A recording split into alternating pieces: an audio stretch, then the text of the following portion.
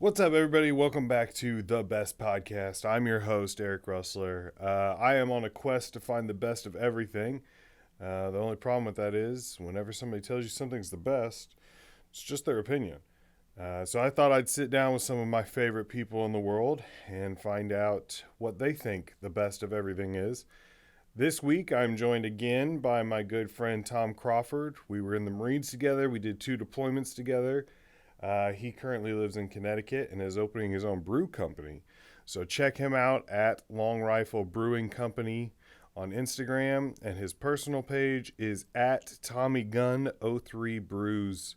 So make sure you follow him.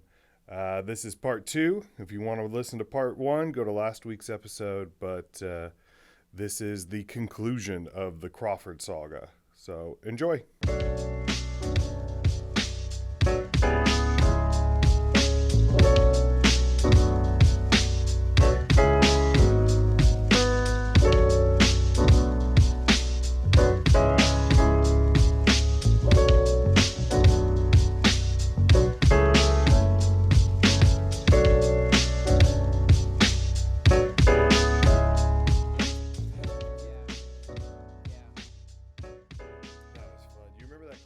In Japan that had the EGA carved in the side of the mountain. It was the big one that you had to rappel down. Yeah, that was cool. That was the only one. That was the only time we did rappelling where, like, right before I went over the edge, I was shaking because that one was like what it felt like for me, like going over the edge. You know, it's like I don't have a problem with heights.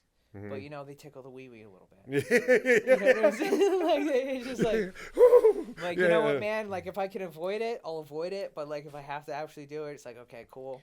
I remember just having my feet. It makes my knees, like, want to buckle. Like, I want to curl up into, like, the fetal position and just, like. Yeah, and you're just, like, I remember sitting there. Man, I'm fucking up high, dude. The only thing keeping me from falling to my death is this hand gripped behind the small of my back. And a rope seat that you tied the knots for. Yeah, and you're like, wait a minute. Man, I don't know. I hope I fucking did this shit right. And right as you're, like, leaning back and you're like, there's nothing below me for the next 60 feet. It was like 90 something. It was like was 90, it? It was like, big. Yeah, it was 90 something feet. It was close to 100 feet. It was fucking up there. Oh, man. And it's slippery rock surface. Slippery rocks because it was always raining. Dude, it was like. It always was just humid. Like glue.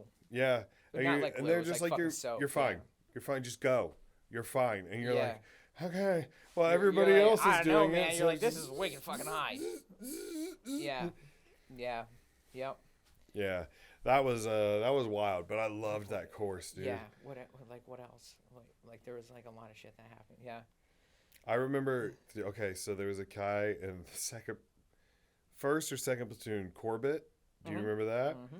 Do you remember what happened to him on the course? Yeah, the security forces, dude. Yeah. Slid down the hill. So there's a steep mud hill, like a muddy, it was like a riverbed or like a creek bed or something like that. So but there was no water, right? It was like just mud at that point. You'd call it like a wash. Yeah. Like a wash. So he slides down this hill, foot goes into the mud, momentum carries him forward, snaps his leg in half. Yeah. And he's just like, whoa! Like that. And everybody's like, and like when somebody gets injured, you know, you have to do a hold in place. Yeah. And it was cold, dude. If you remember how. And we were all just cold. sitting there, so like, dude, winter. You know, I tell everyone, I'm like, yeah, winter happens everywhere, man. Yeah. And like when you're in hot. I remember that. Like when you're in hot, and it's like wintertime where you are, sun goes down, man. Like the low 50s. That shit's fucking freezing. If you're wet, you're wet. It's low 50s. Dude, low 50s. You're wet. Dude, a light breeze might. And you know when you're doing like that hold in place to like you know the guy like injured people to get extracted. Mm-hmm. I just remember like being so fucking cold, and I'm like, this is so trippy to be. So fucking cold. Like I remember just like a lot of us like Joel was there.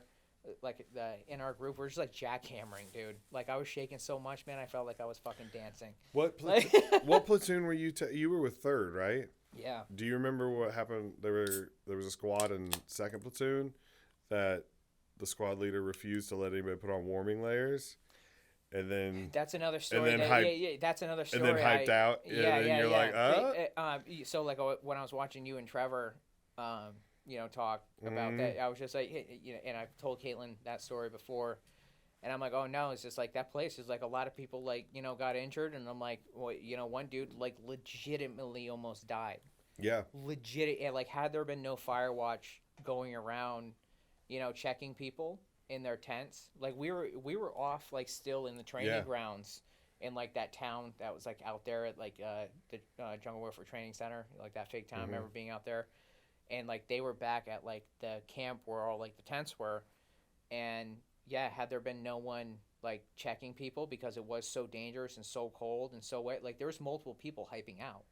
If you remember, like the JWTC staff were like bringing out, like hot water to us and everything, broth and stuff like that. Because there was like a bunch of like hype cases, and then that one Marine, because he didn't want to wear warming layers, he was like trying to get into like some like dick measuring contest, I guess, or like trying to like test himself or something like that. Well, but the fact is that he wouldn't let anybody else put them on either. He was like, no one in my squad's doing this. Like, we're gonna tough it out. Blah blah blah. Like that's dumb, dude. Yeah. Like that's dumb. Like and that's it went poorly for him, and it's like we all just kind of looked at him afterwards, like you can't not say that that's like not a reckless leadership decision. There's a fine line. There's a fine line between like training value and you're like, being reckless. It's a dangerous job. Like, you have to push yourself and like push the limits. Yeah, but like, and like you do it in training environments, but like, come on, man. Like, what human physiology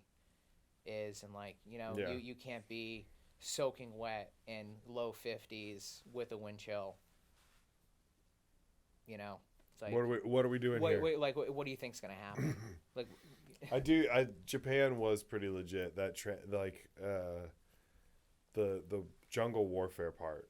I think that was probably the best part of the whole. Yeah, the Zodiac boats. That was fun too. When we did that, the boat package was cool. But absolutely. Jungle Warfare Training Center is like what. Forest Light was cool in the mountains. Yeah. The snow training and stuff with the. Like we really did get like the full experience of like what this planet has for environments, like on the extreme side. Yeah. Which is very cool. We got deserts. We got triple canopy jungles. We got, deserts. And like every mountains, beach fronts. Every environment that this planet has to offer, I got to experience it, which is cool. That's fucking incredible. Like how often can you? I know. That's what I tell people is they're like, where all have you been? And I'm like, I've circled the planet everywhere, like twice. Everywhere. Like I've it's just like basically every environment that this planet has. Mm-hmm. Like, I've all over. Yeah. Yeah. And just also, I feel weird when people ask me, because it's funny when some people are like, so do you ever like, and they just do like that, and you're like, yeah. What? You're like, what? What do you want to know? Yeah. I like kids because they'll be like, do you ever kill anybody? Yeah. Yeah. They don't even care. Like, no barriers. Or like just no. Yeah. Did you kill someone? Did you kill anyone? What's up? Do you ever stab somebody with a knife? And you're like, nah, man, I haven't. Yeah. Do you ever shoot anybody and stab the bullet hole? You're like, Jesus Christ, dude. Yeah, but then parents are like, did you ever go like over there? Yeah. Like over. Like Applebee's? What do you mean? Over where? Oh, no, I'm like Middle East, like Iraq, Afghanistan. I'm like, no, man, I didn't go to Iraq, Afghanistan. No, I went through the Middle East like briefly, but it was like not. Do you ever see people get disappointed when you say that? They're like, did you ever go to Iraq? And you're like, no, I never went to Iraq. And they're just like, oh. And they just kind of like, they're like, oh, I'm sorry. I didn't mean to. Yeah, but like, I've mostly like ran into like, once people like know that like, I haven't like gone to Iraq or Afghanistan, like, they're like more relaxed. You know what I mean? They're like, oh, okay. You know what I mean? I'm like, okay, I'm like, what? Like if I had said like yes, or like like killing people, it's like, would you be like uptight and not like genuine around? Like, would you think you're like in front of like? I heard somebody the other day talk about David Goggins, and they're like, he never really even like did a whole lot of combat. Like, does that piss you off? And I'm like, why the fuck would that piss me off?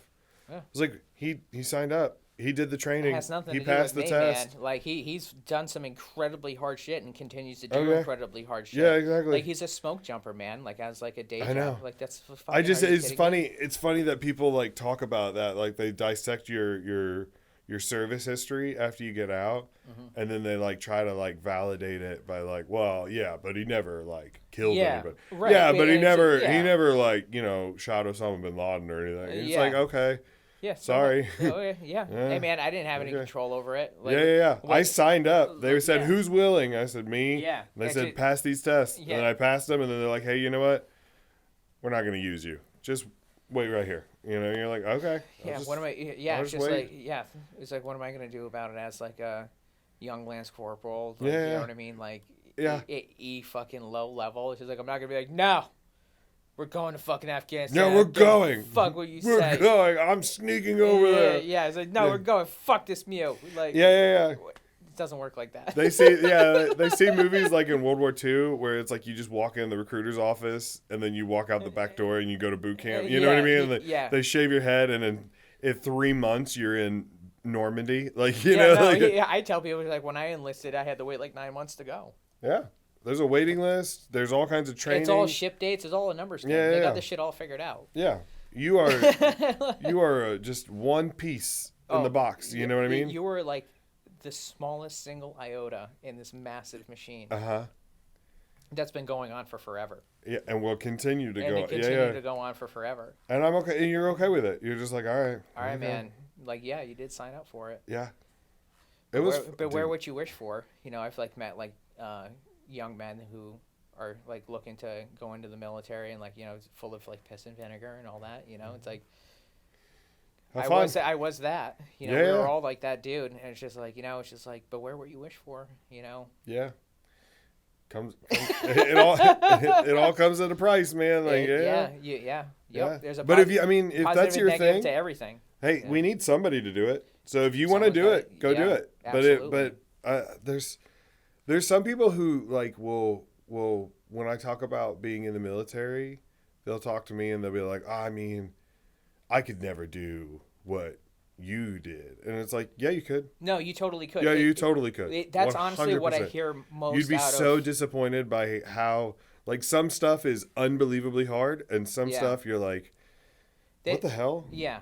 Like, that's something that, like, across the board, I honestly hear the most out of civilians is like, oh, I never could have done that. I'm like, you absolutely could. And I'm like, what it was for me that, like, kept me going is just like, you're doing it with your best friends. Yeah, and that's what keeps you going. Like, it's not you just being a single person going through it. Like, the shittiest feeling in the world is being sick or being hurt and like watching everybody else do stuff. Absolutely. Because like the job still has to get done, the weight still has to get carried. Yeah. Oh, we're down a man? Well, that's too bad. Figure it out. Yeah. And then you realize like, oh shit, like if I'm missing stuff, like I'm hurting. Yeah. You know, like I'm not. Yeah. If you're not helping, you're hurting. You know what I mean? Yeah. And then you're just like beating yourself up. Like, yeah. Fuck, I need to get better. I need to. Yeah.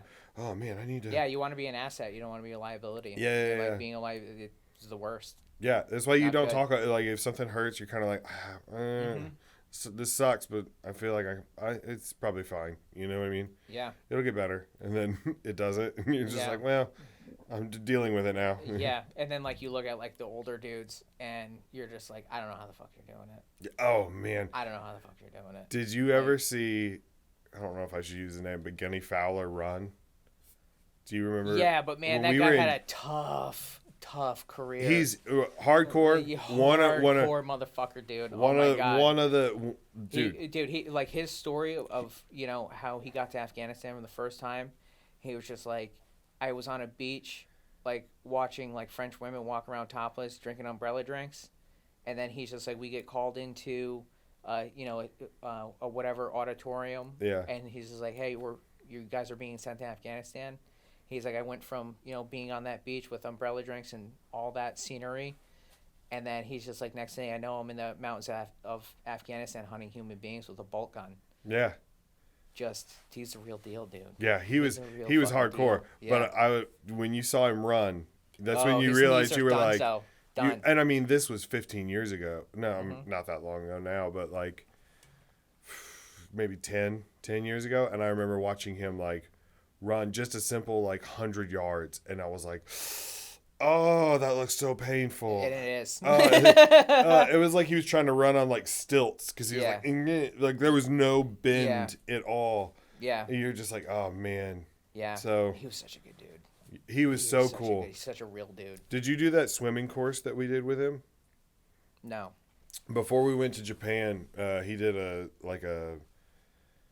he was McWiz, like he was like top level swim qual certified, right? So he taught us like a dumbed down version of that, like it's dialed back, but it was still like a 2 week long haze fest. We were in the pool like 6 hours every day. I think it was like me, Campbell, and Shelly. And West Charlie was there. Yeah. They're all priming themselves to get into selection. Yeah, because they were all going for MARSOC, and I was just like, I like swimming. Like, I want to go to the pool. I want to go to the pool. That sounds like fun. And then he drops a tractor tire in it, and he's like, make it float. And you just have to like dive to the bottom. Wait, that's actually like wicked fucking heavy. Yeah. You're like, wait a minute, that's like 500 pounds. And he's like, make it float. And you're just like, oh, okay. Oh, man. When they sink a piece of farm equipment and you have to blow air into the underside of it, and eventually it just comes up. You know how many dives down you have to do to like make that All thing? All of it. And then how many underwater crossovers did he have you do before you even started doing that? Oh, shit? So many. And then he did like treading water, like conditioning, where it's just, I mean, like 15 minutes of just treading water, but then like he'd be like, all right, now both of your hands out of the water. And you're just like scissor kicking as fast as you can, like trying to keep your head above, and then then they incorporate the bricks. And you have to the pass bricks, the bricks around, and pass then a rifle. the bricks, and then the rifle. And it's like more and more shit that goes into rotation, and you have to hold like a formation pattern while you're treading. When you have to in the fucking dude, there was a thing where you had to get someone was limp, so you had to go swim, get them, and like kick so they were above the water, but you weren't. And then he would also come and just shark you and pull you under. And so you had to like manipulate and get away and show him like you could create distance and stuff. And like, he would just splash you like in the face as you were talking and like, oh man, Haze Fest. But it was, I loved it. I loved it. And to this, I saw him one of the last days I was in the Marine Corps from cool, like man. Across the PX. Can't miss him. On Main Side. And I was like, Gunny! Like just like a big idiot. Like I love that dude, man. He was so cool. Like one of the Captain McGurr, I saw him at the gun range around the corner from my apartment where I was living at, and that was like he had like left Indian Company already. He was in charge of like a unit of corpsmen.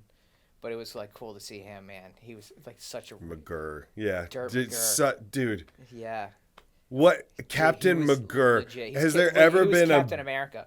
He was, dude. America. He was like he had the jaw. Captain he America. was just like 2% body fat, just like huge. Big dude. Dude, I remember Captain looking America. at his boots one time, and I'm like, how thick are his ankles? Just like tree trunks. You know what I mean? And I just remember like in Hong Kong, it was him and his brother, because like his brother had been working in Hong Kong on like international business. So and so like he was there like visiting his brother, and they came into the Hong Kong brew house where Shelly and Elroy and I were like hanging out too, and Jordan Blaszczyk walks in too, and like the story I like tell about this. Shout out, sir. Yeah. Oh man, what a real one. Like and again another real one. Like, dude, that night was like perfect of how it all played out. Like we ran into you like later, like in that same corner. You had like the Hard Rock, you had like that one bar, I forget the name, and then you had the Hong Kong Brew House. And Shelly and Elroy and I were in that, and then it was just like the coolest people of the company were coming in there, and like everything just matched up like perfect. It's like, Blaszczyk was in there. Then Captain McGurr showed up. Wasn't there like a rugby team in there too? Like there was like professional cricket. Cricket, that's what it was. Cricket from New Zealand. Yes, I was about to say Australian rugby. Cricket. It was New Zealand, and the guy was fucking hammered. He was hammered, and he was just like, "What do you do?" He's like, "Oh, wait, professional cricket player." And it was like, that's a fucking thing. Like it's like definitely like he's almost like a soccer hooligan. Yeah. Oh man. Yeah. But like I got to talk to Captain McGurr like at length that night. Like he was just like the coolest fucking dude, just the coolest dude. And it was like they have like Blaschick there too. And then I like West had to have shown up. It was just like the coolest fucking people were in like the same room, and it was just such this incredible memory. Were you with me when we went to the Brazilian steakhouse? Yeah. In Bahrain? Yeah, we went to the humidor and like got legit Cuban cigars. They had the picture in the shop in Bahrain. There's this Cuban so it was like, hey boys, let's get cigars and go out to a steak restaurant. And we walk in, and on the wall there's a picture of the shop owner shaking hands with Fidel Castro. Multiple, in one-on-one. Like, he was like boys enough to have like a one-on-one audience with Fidel Castro. I was like, maybe we shouldn't. And I remember like now that I think about it, I feel like such a fucking dickhead that like I offered like $100 to like buy one of these photos and like can I have a picture of you and Fidel? And he's like, no. It's just like this man's probably so fucking crazy wealthy. Yeah. That like here's this fucking dumb like American kid. I'll give you $100 American dollars, dude. And he just like snap. And he goes like he probably like looking at me. He was like so nice, but he's like no. It's just like no, he has enough money to like have like a solo like one-on-one audience with Fidel. He doesn't fucking yeah. He doesn't.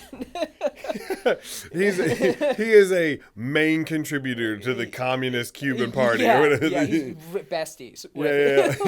Fidel. Yeah. But the reason I brought up the steakhouse was because do you remember what happened when we came back? So we were supposed to go out. They had that stupid rule of like one drink every hour, maximum of 3 drinks. So it is ZZ 113. ZC 123. 123. Something stupid like that. Absolutely and of course, ridiculous. because the whole idea is like, hey, don't go out and get drunk and cause a scene. But you've also kept Marines on ship for. It was like we had been at sea 3 months straight at that point, and so this was the first time we were getting off, and we went wild at this steakhouse. It was just so shots fucking good. And shots and beers and cigars. It was like bottomless. There was like 2 types of like bottomless sangria. There was bottomless beverages where you can like just get as much as you want. And and it was one of those things where like you put up the green sign and they just bring around meat until you flip it, and then but every time it's different. Like you'll get lobster and then lamb and then ribs and then chicken wings and then steak, and then it's insane. It was so funny. And we were walking out. And as we're walking out, trying to we're like, oh, we got to get back. We got like 45 minutes before we're supposed to be back. We're walking out, and this like van pulls up, and I remember like 8 flight attendants, but like they were like out to party, and they were all wearing like cocktail dresses and stuff, and they walked in, and I think it was Shelly at the time, like immediately just like turned around and started walking back in after, and we were like, no. We had to grab him. Yeah, it's like, no, we got to be back. And then we thought we were being all responsible. We get back to base, and Elroy and Shelly are like, hey, we need something from the store. And we were like, all right, we'll sit here, wait in line for the bus. You guys go get it and come back. And Carter sees us split up from our group. Yeah. And then got pissed, and he saw that we were hammered and got even angrier. Yeah. And he gave us fire watch for 15 minutes apiece in a rotating schedule for the rest of all night. Yeah. So it was like you'd have 15 minutes of fire watch, then you'd have 45 minutes of downtime, then 15 minutes of fire watch. But by the time you get dressed and undressed, it's really like 30 minutes on, 30 minutes off. Yeah. For an entire night as you're gradually getting more and more sober. And you're just like... you're awake through the hangover. Yeah. And I remember one of the people that was out with us that night was like the first time he'd ever been hammered, like drunk. And he was on the bottom rack, and at one point he just went... and he like threw up all over Bloss's shoes, and Bloss had just dropped money on these like really nice Jordans he found cheap at Bahrain, and he was like, my shoe, like that, just like yelling. It's like this skinny little Chamorro kid who's like 19. He's just like, it's like one of the most important things he can have in his life, and he just gets ruined by this. And this dude just filled his shoe up with vomit from like, and it's just full of like chunks of beef and beer and Yeah. from the lobster. Brazilian barbecue. Yeah, like, and sangria. It's I like sangria. And these like all white Jordan Air Force ones. It smells like Cuban cigar. Yeah. It smells like a smokehouse Dude, too. we came back onto ship that night, and I remember Wix was so pissed. He looked at me, and he looked at a couple, and he was like, "You guys smell like a bar." Yeah. And I was like, It's because I was like, plot funny twist. enough. Plot twist. Yeah. Spoiler alert. Plot twist. We were at this Brazilian barbecue We were at place. this It was bar. fucking amazing. Yeah, guys, we found this awesome place. Yeah, we should go back tomorrow. It's an incredible establishment. The only thing that saved us, because he was like, "What about the ZZ 1, 2, 3? What about this? What about that?" Yeah. And we turn around, and Captain McGurr comes on. He's like stumbling. He's like being carried. Getting carried on. He's getting carried on, Yeah. and we were just like, "Ah." If you're gonna get mad at me, I mean, then and it was just because if he had come on 20 seconds later, it wouldn't have mattered. But it was because it was right that moment. Yeah, you're like, they were like, "Go to bed. Hey, just go to bed." You're like, "Hey, CO's worse shape than I am right now, so let's just forget this happened." There was one time where I was so drunk I could Snave had to carry me, I had to put my arm around his shoulder, and we were just going back and forth, and the sergeant major for the air wing saw us and saw me, and he came up and he was like, "What's your name, Marine? Blah, blah, blah, blah. You shouldn't be this drunk. Blah, blah, you're blah, blah." He was like, "What command are you with?" And I said 3-1, and he goes, "Oh, good. I know First Sergeant Sanchez, who was not our first sergeant." And I was like, "You got me." We were like, "Oh no!" And he's like, "I'm gonna tell him your name." And then he walked off. You're like, "Oh and we both no." looked at each other. We're like, "Fucking idiot." All right, cool. We just walked away. Yeah. So I could just imagine there was some kid with an R last name under First Sergeant Sanchez who just got reamed out for no reason. Just sauteed, just standing there, just getting blasted. Yeah, and he's like, I didn't even leave the ship today. He's getting his first sergeant's boots just inserted into his asshole for fucking no reason. Meanwhile, I'm on ship just being a belligerent, totally not listening to what you're supposed to do. I remember we went to this one bar and we got something called a flaming Lamborghini, which was basically like a flaming champagne. It would never happen in the United States. No, it could never happen. Because it was a 3-foot tower of flame. Yeah. The guy would stand on the bar. He had a champagne flute, but then he put something else in it and would light it on fire. It was 151. And you'd lay over the back of the bar and he would stand up and he would pour it. So it was 5 feet stream of flame. It was a lot of into fire. your mouth. And then if it got anywhere on, he would just collapse your mouth with his hand to snuff the flame out. You're like, well, okay, I guess you almost just burned my face. Yeah, but I literally almost lost my face. Yeah, I was like, I'm not even sure really why I did this. Yeah, this shot just cost probably around $20. And I almost burnt my face off. It was awesome. But all the alcohol is being burnt off at that point. It was dude, it was so funny to go to because you'd go and you'd be at a nightclub, but you weren't allowed to be out at night. You had to be back by 5 p.m. So we're sitting at a nightclub at 1:30 in the afternoon. Yeah. Just the four of us. It's just a bar. And we're just drinking beer and it's nothing in the background, completely empty except for us. And we're just so. They're it's got cheap beers, Yeah, everybody's setting up. There's you can get Tiger beers for nothing. Yeah. It was it's 50 cents for Tiger beer. It was kind of like a spicy Heineken. Which is literally how they got. Do you know this? The whole. I learned the story of how, Tiger got to be marketed in that section of the world. So basically, Heineken gave, that part of the world the majority of Heineken's recipe because they wanted that world's market to be able to sell Heineken. So they gave the Asia's 95% of the original like Heineken recipe, and they're like, hey, the rest of it's on you. Yeah, figure it out. Which is why like all those beers are like pretty like spicy. Oh, that's cool. But basically like the Heineken recipe is like their foundation in which they like built those beers off of, which is like you saying like it's a spicy Heineken. It's like literally because it is. I had no idea. I just kind of like put it together. I just remember tasting it and being like, it's kind of like Heineken, but like spicy. It's exactly, you hit it right on the fucking head, dude. Let's pause because I gotta pee. Yeah, and we'll be right back. Man, I'm all over the place today. Dude, there's so many fucking military stories that like just like wild, just crazy of like how haunted the fucking barracks was in Japan. Oh, remember like the handprints on the fucking windows and shit, dude. The handprints on the windows and the just you could hear footsteps going down the hall and no one would be there. Yeah, dude, the barracks in Horno. I don't know how like I never even heard like more about this, but like which barracks? When we were like up on the hill, like when we were boots. Okay, so first deployment barracks. Yeah, that's how I. Yeah, dude, I remember like at night you would hear like somebody like doing fucking wind sprints down the catwalk, like loud as shit, and it was boom, boom, boom, boom, boom, boom, boom, boom, boom. And like one point I like stuck my head out, the door to see like who the fuck is doing this at like 3 something in the morning, because moose was a possibility of doing wind sprints.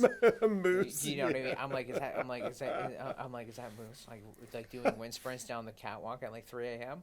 and there's like nobody out there, and I'm like, dude, I can't be the only one to have like heard this, and it was like so loud that like I figured like a corporal or a sergeant who was like in the barracks would like be screaming, "Shut the fuck up," like out, but like nothing ever happened. And then in Japan you had that. Yeah, dude, like that thing that fucking happened, like that black mass that was like hovering above me.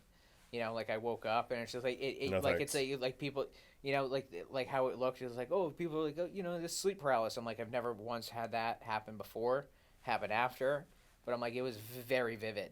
Like I could see like facial structure.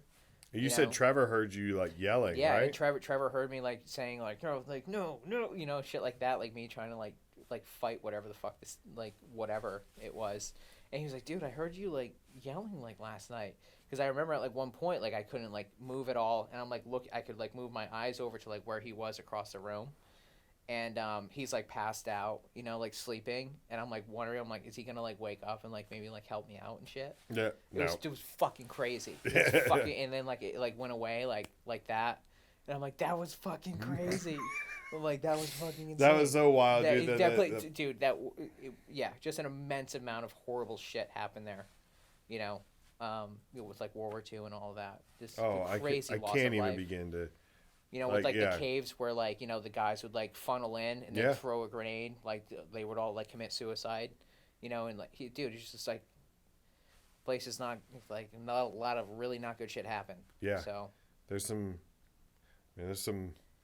Well, you know what's weird is that there's some of that everywhere that we've just forgotten about. Like right outside, right next to the stadium.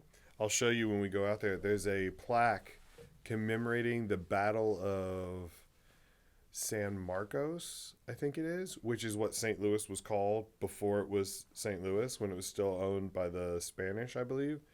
And there was some battle here, and it was like this plaque is to commemorate the lives lost on this place, and now it's like a party center. You know what I mean? Now it's like where people come hang out and like get drunk and dance and watch baseball and stuff like that. And it was a battlefield like 300 years ago. Like it's just, and we completely forgot about it. Yeah, it's so wild to read that plaque, and it's even like in bushes, so you kind of have to like move the branches out of the way to see, and it's in.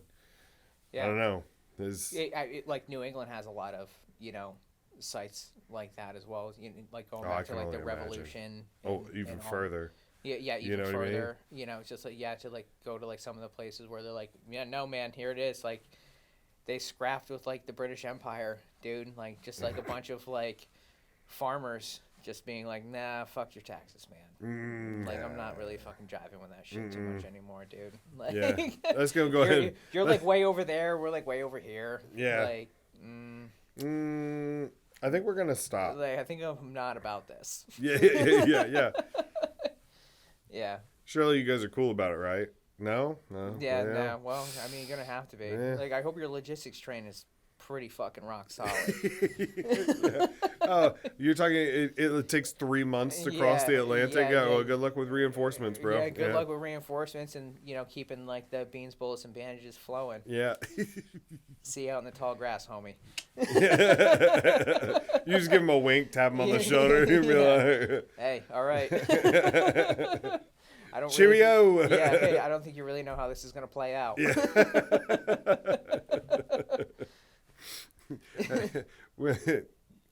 I loved. Oh, this makes me think of that. Remember when Dodge made that commercial of George Washington driving the Challenger, like through the field towards the British Army? No, I haven't. Like the seen British Army's like walking in like a line, No. and all of a sudden they're like marching or whatever, and they just stop, and you just hear America. No. America. And it's like, America. Yeah, and he comes out in like a jet black Charger, and he's just like driving. Yeah. Oh. Yeah. Oh my God. I don't have my keyboard. Where's our producer? Yeah, I know. Where's our producer on a big screen TV where we're like, yo, man, can you pull that shit up really quick? It's me. I'm the producer. Hopefully this reaches.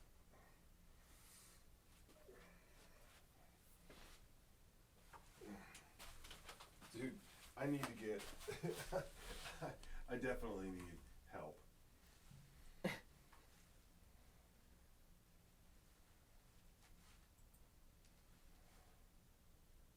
don't even think... I'll probably end up cutting all of this out, but... Because it's probably copyrighted.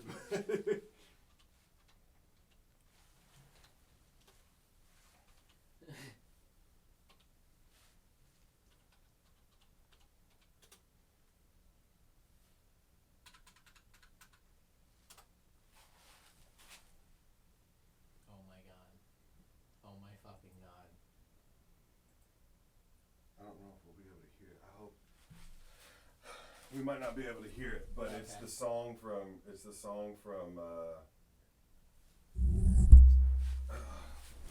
Team. Did you? I heard something. Team America World Police. Oh yeah, yeah. America. Yeah. So British guy's running through the woods. Oh boy. Right? He's running towards. Yes. He's like. It's like Colorado. It's not even New England. Yeah. The mountains in the background. Yeah. It's totally not. I didn't even notice The that. geography is way off. Yeah, watch. So they're getting ready. They're gonna shoot as he comes. He's like, the Americans are coming. Yeah. It's like fucking. And then It's like Wyoming. what? Oh my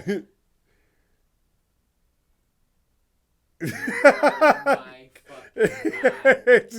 No, I never saw this. Oh my God. Shut the fuck up. They're all just scattering. What a low budget.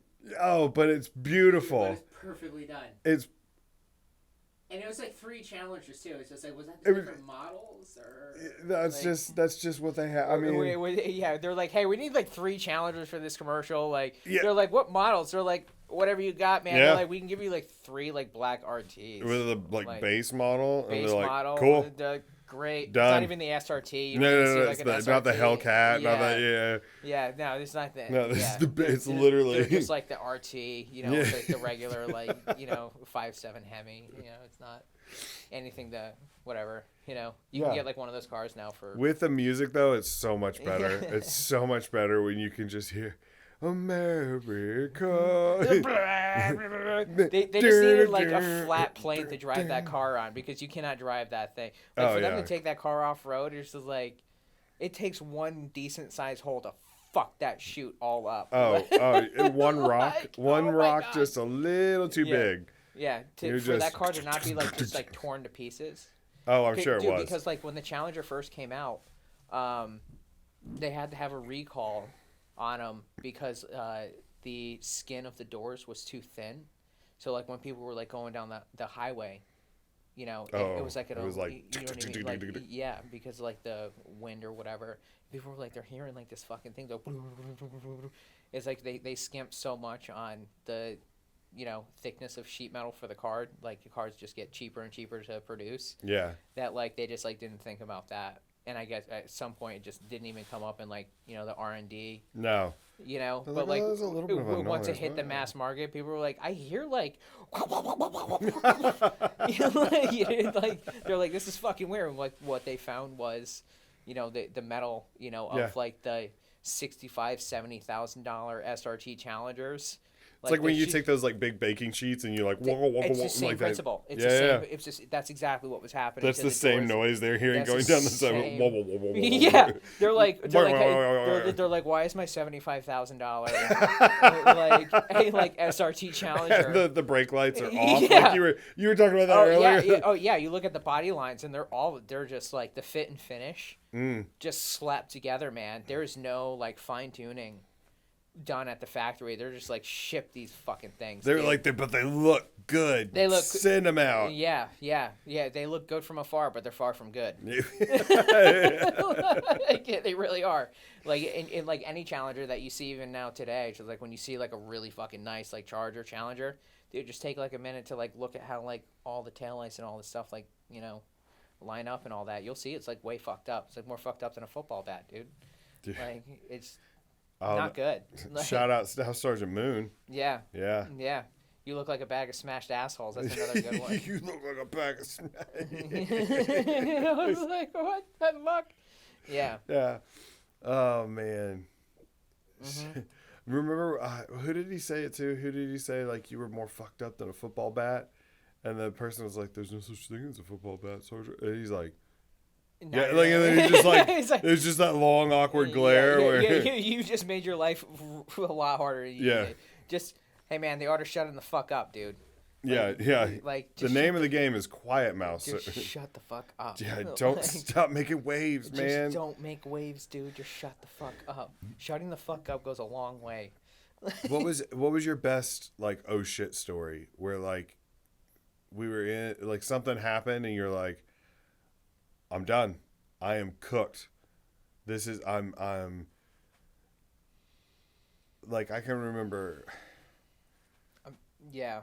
I can remember a couple. I remember at one point. The batteries.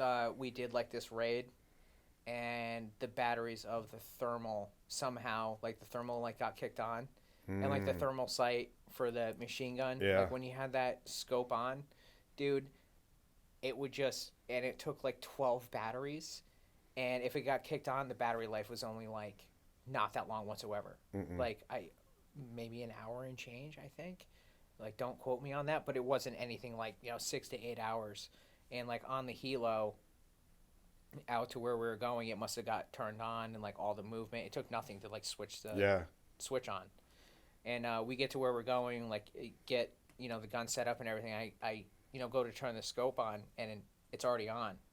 But, like, there's nothing going on. It's like not... It's just black. Yeah. Yeah, and that was a moment where I was like, oh, fuck. Like, oh, fuck. Didn't have enough batteries to, like, refill it. Because, like, it's not supposed to be... not going to be out there long enough. Yeah. That's... Whoops. Sorry. Whoops. Fucking whoops. Yeah. I'm trying to think about...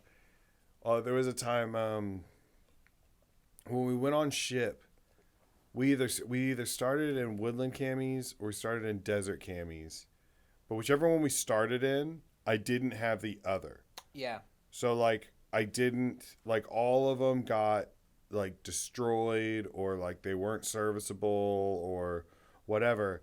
And I thought I had packed, like, fresh new ones to take on because for whatever reason...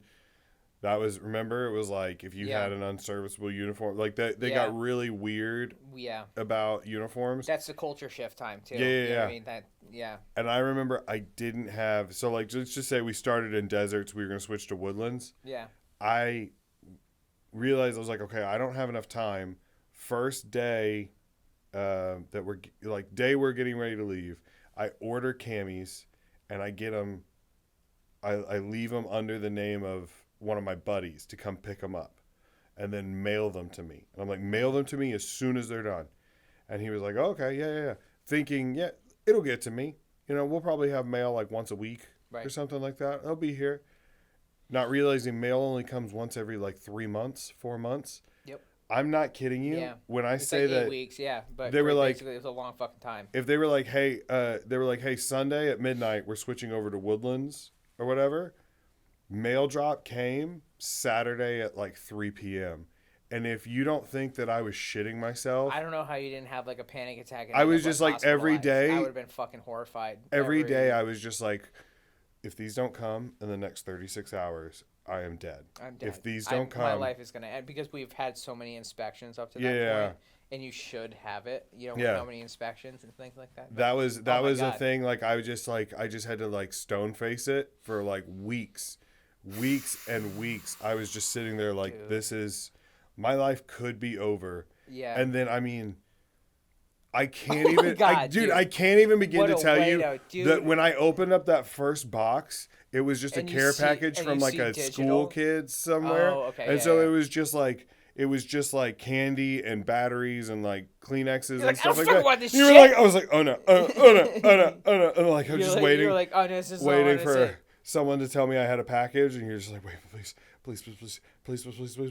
and then they finally, they call my name out, and I go and I grab it, and I open it up, and I saw that digital. I saw that Digi-Cami, and I was like, oh my god! There's no better thing I could be seeing right now. And then immediately went to go check the name to make sure it was like spelled right, because it was like, what if that next little there's thing. Just one typo? Yeah. And then like just imagining, just getting slayed for the next 6 months on the Mew just because that would have been fucking bad, dude. That would have been bad. I think that's probably where my anxiety problem started. I mean, a ticking time bomb that's like, are you gonna defuse this in time? Are you gonna do it? Are you gonna do it? Are you gonna let everybody know there's a problem, or are you gonna stay cool? Like you're like, No, dude, the machine gun section, we were under such like a tight watch. There's no fucking way we would have been able to get rid of that. Get away with like not having something. Seriously, like we never would have gotten. No, away. I know. Like, see, the problem was that we would do these gear inspections before we would go on ship, and I remember the last at sea period, like the practice one where we were gone for like 3 weeks. We did it, gear on rack inspection or whatever. They can walk through the room, make sure you have everything. You have everything. Okay, now, man rules, like pack what you need, not what we told you need. You know what I mean? Right. We did that for a while, and then I guess nobody passed the word down that like, hey, this time it's for real. Like, make sure you have everything. And then we did a gear inspection on ship, and I'm missing 7 items. Because I was like, don't need this, don't need this, don't need this. Oh, my God. Yeah, no. Oh, I remember just getting, God, like, Jesus Christ. My gosh. I just remember that feeling of, like. I'm getting anxiety thinking about it, like putting myself. Because everyone else has their stuff lined out perfectly. Yeah. And it's like, it wasn't just me, though, that did that. There were 2 other people. Yeah. So I was like, at least I wasn't the only one, but I definitely was missing the most stuff. And I mean, just panicked. And then they're just watching them come around and like look at mine and look at the 2 people next to me, and then just being like, oh, really? And just, oh. Not a good day. Yeah. That's a bad day. That was a bad day. That's a bad day. That was a bad day. That's a bad day. That was a bad couple days. That was a bad couple days. My legs were really fucking sore. Yeah, that was a bad couple days, dude. I feel like I got hit by like a Mack truck. Yeah. That was a... Yeah, I don't know why. Yeah, there was a guy who... he's no longer with us. Yeah. But man, he took out a lot of hate and discontent on me for a long time. He had a lot of pain in his body. He had a lot of pain in his soul, I think. And he decided to let some of that go on me. And you found yourself in the crosshairs of that, man. Yeah, and I remember being like, I don't know what I'm going to do if I have to live next to him. I have to live a foot away from this guy for the next 9 months. What is going to happen? And then luckily he didn't make the trip with us. You know what I mean? Like he had other stuff he wanted to take care of in his life, which good on him. Yep. I wish it would have worked out better, but Absolutely. Yeah. definitely, cooked. Cooked. I remember Sauteed, burnt black to the bitter. just standing there, parade rest in front of all of your gear, and just watching them slowly. It's coming. I mean, It's coming. imagine watching Mike Tyson run at you, like just with his hand back, and you just have to stand there, and you're like, well, he's getting closer. All right, he's 100 feet. Yeah. 50 feet. You're like, 25 you're feet. like, I'll most likely be alive at the end of this, Mm-hmm. but like, it's not gonna feel very good. They can't actually kill me. Yeah. I don't think. Yeah. They can. They could bring me pretty close. Yeah. Well, or like what I think is close to death. Yeah. Yeah. There's gonna be. Like, they can like hold my soul in front of my face, but you know. Did you ever have anybody try to like steal something from you, and you like caught them? No, I would have I kept my shit under like a tight, like anything like Lock and key. valuable. Yeah, anything valuable. It was like, I didn't let that shit very far because it's like it'll grow legs. I watched somebody steal my BFA, and I was Such a fucking petty thing to do. I know, and it was somebody who was senior to me. Yeah. And you just kind of watched them do it, and they're like, "I'll bring this right back," and you're like, It's not "I coming will back. never see this again." Never once. And then later they're like, "Why don't you have it?" And it's like, "Cause you have it. Yeah. You have mine." Yeah. And they're like, "Oh, really? Where's your name?" And you're like, "I didn't." Yeah, you know what you did. You know what you did. Mhm. Yeah. Hey, man. But if that's a level of character of like what they're gonna do. Yeah, but that's just. Do you remember there was a time? They know what they did. They know what kind of fucking person they are. There was a time when sappy plates went missing. Yeah. Do you remember that? Mm-hmm. And I watched somebody get very nervous when they started checking serialized numbers, because each sappy plate was serialized. Yes, it was. And they're like, "All right, we're gonna go. Everybody, bring us your sappy plates, because you either have the ones you're supposed to have, or you don't have the ones you're supposed to have.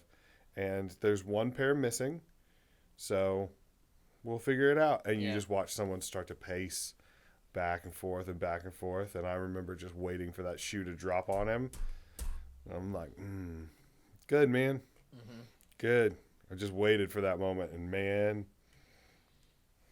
that you always knew baby. You knew it was going to be bad when they sent everyone else away to do the yelling. Yeah. Because normally, if you were going to get yelled at, it was going to be in front of everybody. It was going to be a public embarrassment moment. Mm-hmm. Public execution. But it was going to be over quickly, and you just kind of like tuck your tail for a minute, and then you move on, right? Mm-hmm. But if they sent everyone away and it was a private thing, you're like, they're going to kill him. Yeah, they're gonna execute him. We're never gonna see him again, and he's gonna be fucking like shark bait. Do you remember the Christmas Story?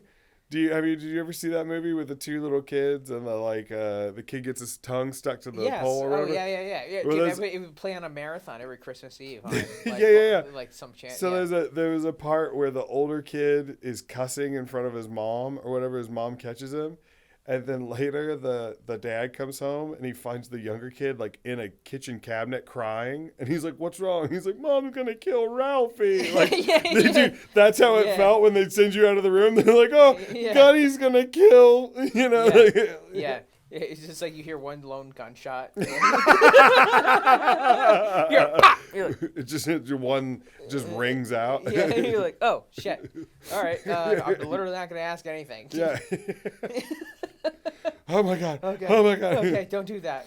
Did you ever hear Sergeant Carter's story about they were on patrol in Afghanistan?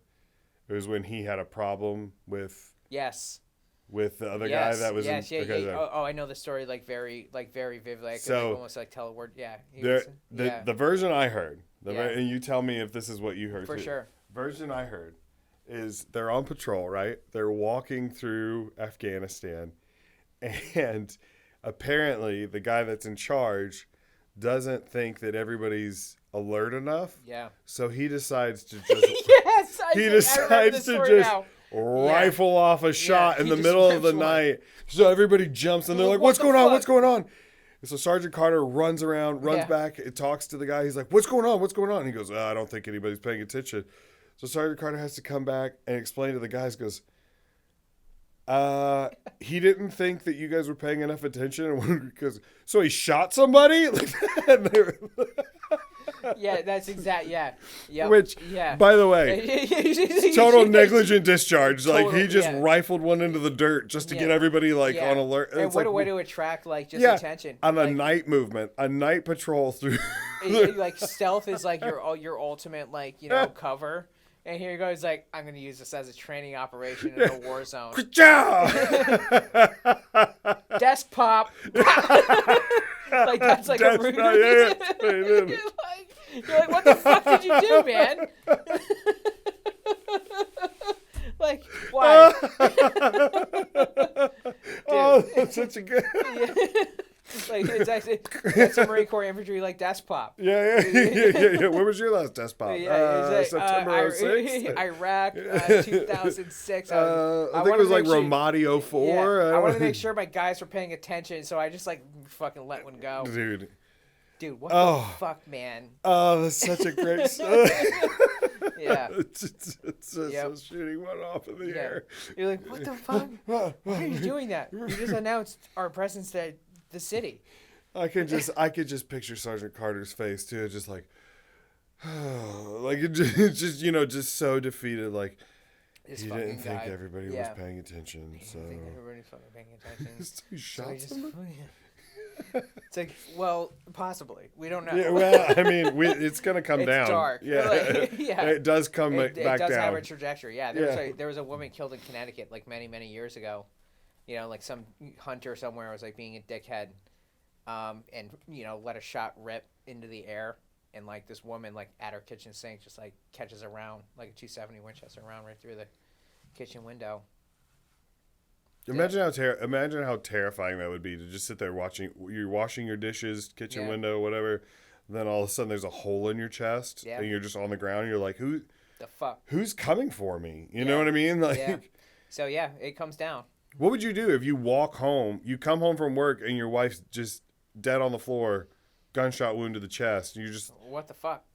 Was this an assassination? Like, who were you? Like, yeah, exactly. Yeah. What the fuck? Yeah, they didn't break in. They didn't steal anything. They just shot her through the window and left. Like, the woman was just like at like her kitchen sink, just like going about her life.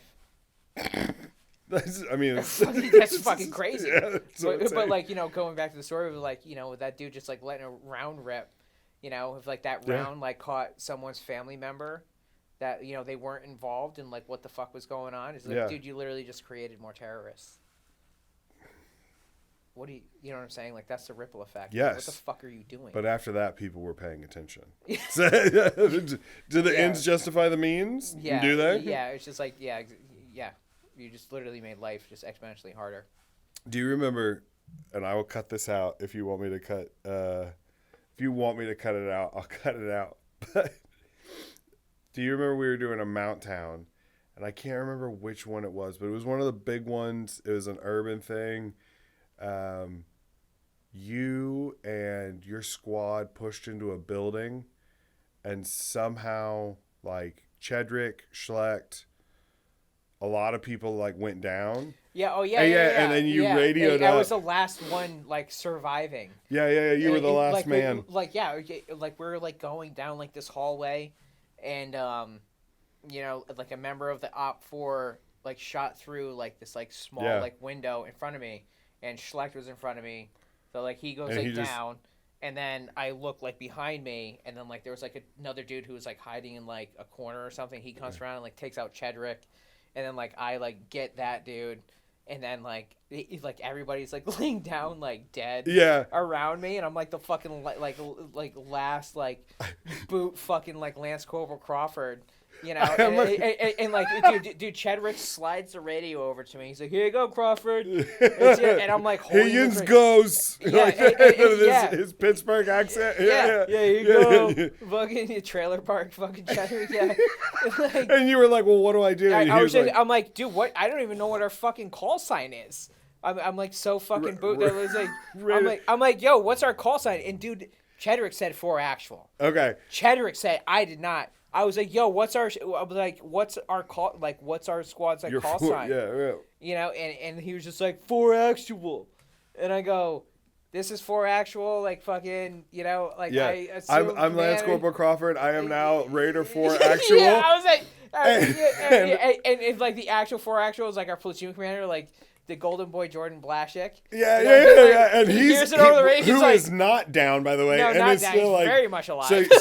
So you have not only like everyone else in your squad is dead, and Yeah. now you've just stolen his job. Yeah. While he's like, Yeah, wait, he's like, what is happening? He like, I remember hearing, like, he just, like, looked at his break. He's like, I'm across the street at another building Yeah, providing he's like, oh, okay. like we had the outer cordon, you know what I mean? Like, Yeah. and so we're on the roof of this building, like all like hunkered down behind this like building, going like and Corporal McConnell's right next to me, and I hear your voice come through the radio, and it's like, "This is Lance Corporal Crawford. Yeah. I'm the last man in my squad. I am now assuming Raider 4 Actual." Yeah. And then there's a pause, and you just hear someone else chime in.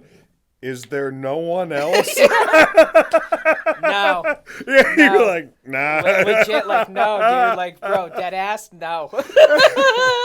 No, it's just me, dude. Yeah. And then very quickly Like, after I'm that, they were like, super by myself. very soon after that, everybody was like, index. Yeah. Like, everybody came in. Like, Fucking, yeah, dude. What the hell happened? Everybody just got, like, wiped the fuck out. Like, I'm just like, I fucking totally. in front of me, behind me. I was just like, what? I'm like, whoa. Like, hold on a second.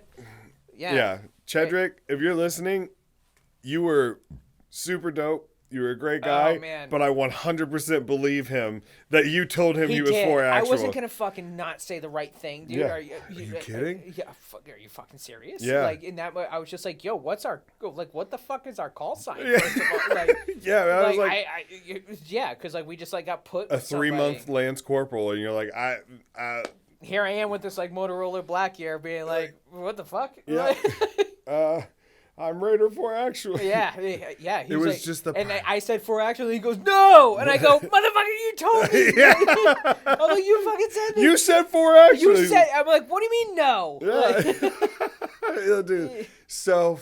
It was it's a shit show. One of those What a moments where it was like it went fucking from shit being show. super like intense, Yeah. like focus, concentrate to just, I mean, like just rolling, Yeah. like almost peeing in your pants, laughing so hard. Yeah. Just that Yeah. I am now Raider 4 Actual, and then you hear the line Nothing, go silent. quiet, It and then goes just quiet. silence throughout the entire Yeah.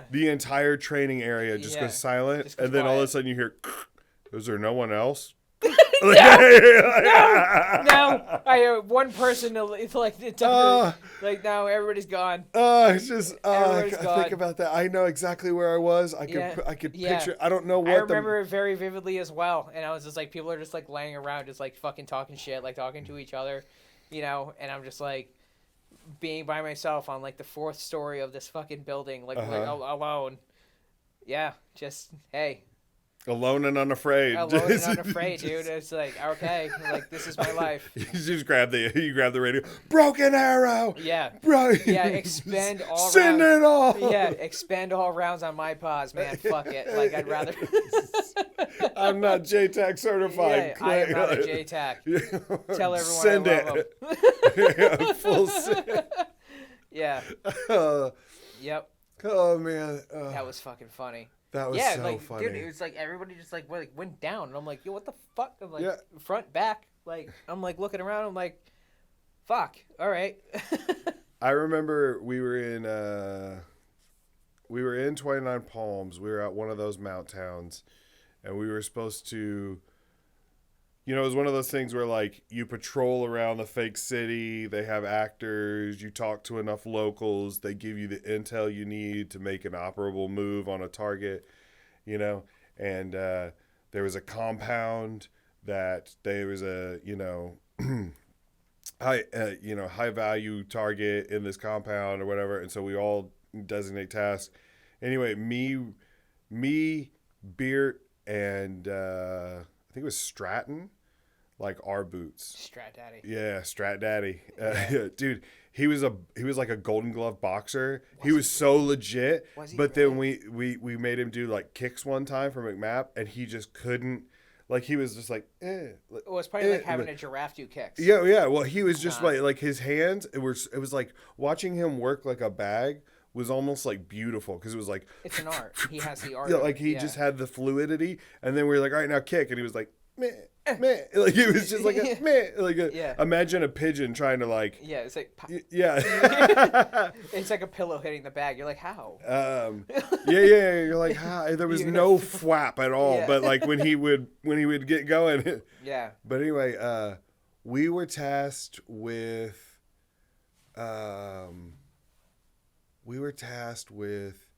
We were going to be the CCP, the casualty collection point, right? We had a building that was already empty. It had been cleared. They're like, hey, we're going to bring people back to you, whatever. So we were just standing there holding security. Everybody else pushes out to get into position.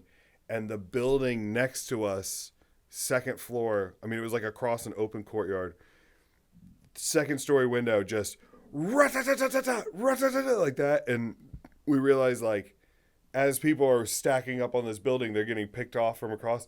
So we push into I was like, all right, guys, new plan. We're going to go assault this like thing. Mm-hmm. And we go in and we assault we like try to take this 4-story Connex box, fake fake house.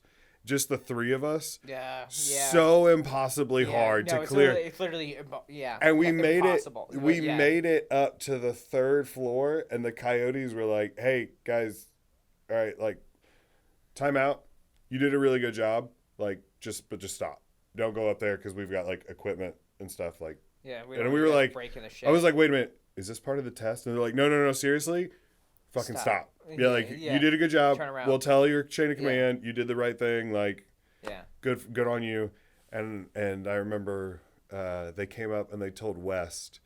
And West just came up to me and he, like, did, like, the cross symbol on me. Yeah. And he was like, you've learned, my son. He was like, good initiative. Good judgment. And I was like, that was like the biggest moment ever. I was like, oh my God, I did it. I did a good thing. I did a good thing. You know, I was so giddy. Daddy's proud. I was like, ooh, I was so good. And then I remember he went and he told Staff Sergeant Washington what the coyotes had told us. Yeah. And Staff Sergeant was like, I don't give a fuck. Like that. Just walked away. And I was like, well, I did a good thing. I know I did it right. Yeah. I know I did a good one. I know I did a good one. And it just, it was so funny to like instantly like being like talked up, and it was like wasn't very often that people were like, hey, you did a really good job today, like, you know. It's like attaboys were, I was like, yeah, and they I were thought like a golden ticket. I thought I'd get a second one, and it was like, I don't give a fuck. Like, take the wind right out of yourself. You're like, you're right. You are right. You make sure you go, hey, down here. Down here. Hey. You were right here. You need to be fucking. Hey. That's exactly what he did to me. Like, and it was like, I was like wagging my tail, and he was like, why is that wagging? Why is that wagging? Sit. Why is that wagging? Yeah. Yeah. He's just like, you know what? Honestly, you know, you're like, he's like, honestly, you're not going to eat tonight. You're like, oh, fuck. Just 2 hours of fire watch. 2 hours of fire watch. And then just gives you the finger, and it goes away. Fuck you. You're like, oh, shit. Oh. Wow. All right. Cool. I deserve that. You're totally. right. I shouldn't have been happy at all. Yeah. Oh, man. So, I mean, I don't know how I want to say this, but easily some of my least favorite times were getting past word, which actually turned into my favorite times when you had the wrong person passing word, and they're like, well, I wrote your name down. And I don't really remember what I wrote down. Your name's here in my book. Your name's here in my book. And you're either... Insert a large fucking thermos coffee cup. Yeah. Coffee.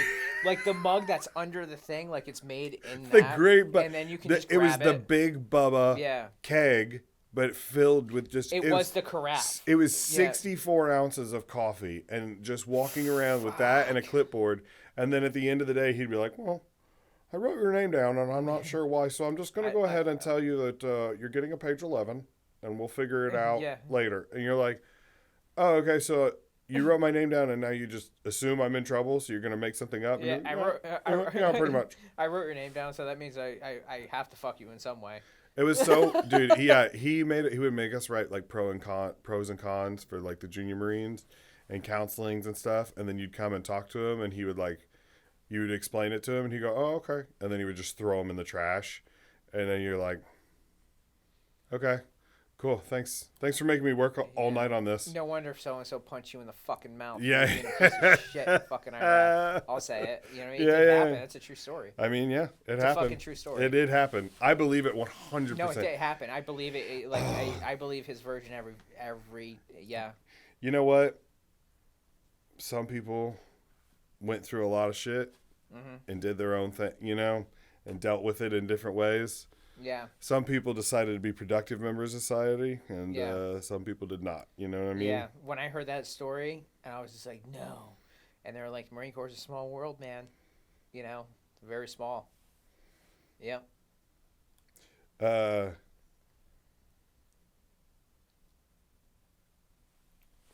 Do you want to you want to pause again for a minute? Yeah, I gotta take